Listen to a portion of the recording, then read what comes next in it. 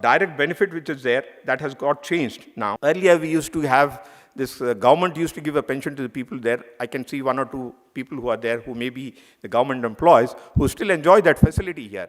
But that has also stopped in 2004 or something, where it was a benefit kind of a thing. Today you have to contribute, so whatever you contribute, you get that. Now, that is the biggest change. So that's why they have come out with a scheme called the NPS, or the National Pension Scheme, where whatever you contribute, you will get that.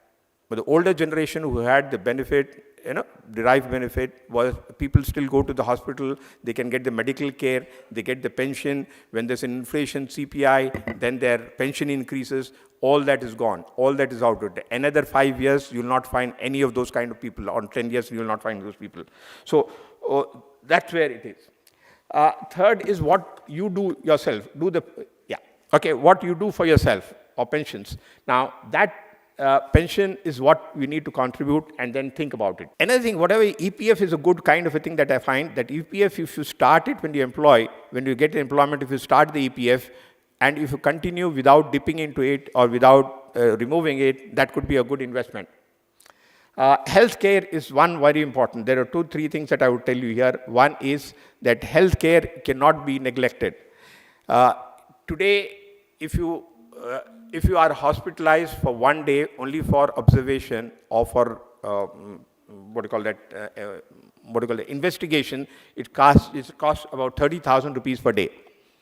The insurance that you get is not sufficient.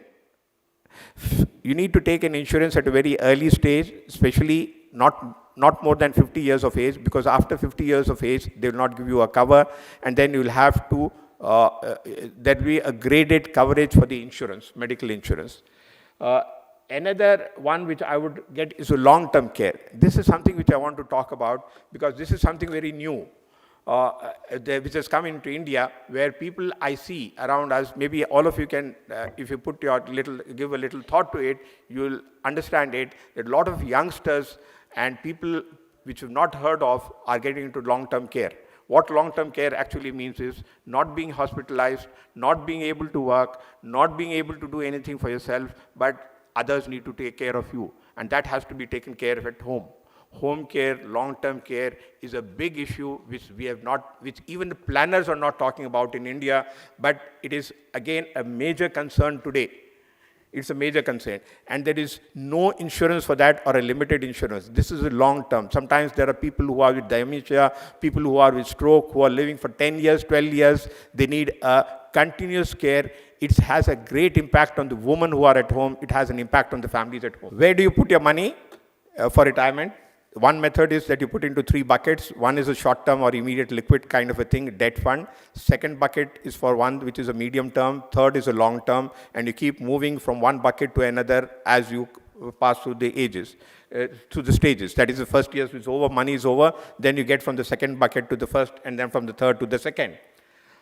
This is one method. But if you do the actual calculation, because we are not saving enough money, this is not a practical issue, practical solution according to me. The one that I would recommend is a mutual fund.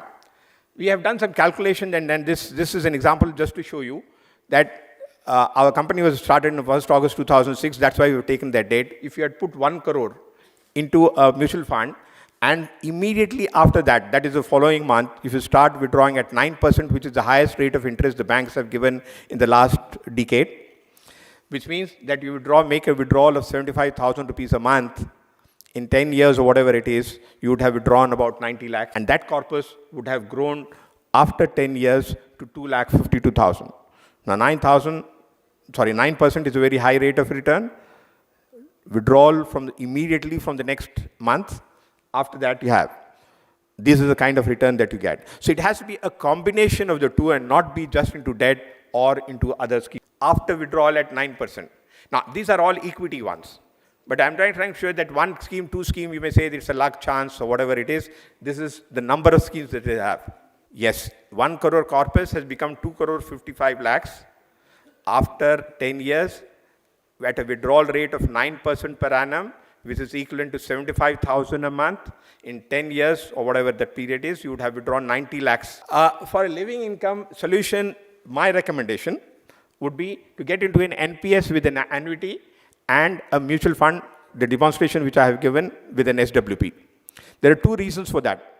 One is NPS is a very good instrument. No agent or no advisor will sell you only because the commissions are not there. But you need to ask and buy. NPS, there's an annuity which is mandatory, which is about 40% or so. But the annuity rate will be very low, number one. Number two is that it is taxable. So a bigger vehicle or a bigger investment should be into a mutual fund with an SWP, which is tax efficient. NPS, because the cost is very low, you get an annuity. So that's how you create a balanced portfolio. So my analogy is of a bicycle where you need to keep balancing between NPS and the mutual fund. I'm running out of time, so I think I've come to the last slide, which says that don't underestimate small savings. The PF that you are contributing, please do not withdraw. That 12% employer-employee contribution itself is a very good starter. But maybe once you get an opportunity, you should get into a mutual fund or some high-yielding one at an early stage of your career. Power of compounding is very powerful. You can start it very early and then do it on a regular basis. Increase investment year on year. As you get your increment, as you get a salary, bonus, hike, keep increasing your investment towards the retirement plan. Third is that retirement corpus, get into that. Touch me not. The problem is that when you have a PF, we map it to so many other things. You say, retirement ke liye mere paas jo PF aane wala hai, I'll get the end of the service benefit. You forget about it. When you say, bachche ki shaadi karna hai, you said, usme se shaadi karenge. Then you said, I have to send my son to the school, US, usme se jayega. Everything is mapped to that one kind of a thing, because that is the only kind of a corpus that you are putting it away. So map your goal to the investment amount. That's my goal. SWT at bank rate, I've given you a demonstration of that. Borrow in child's name. This is something which all of us need to think about it, that borrow in child's name, never lend your money for higher education for the child. And generate a passive income.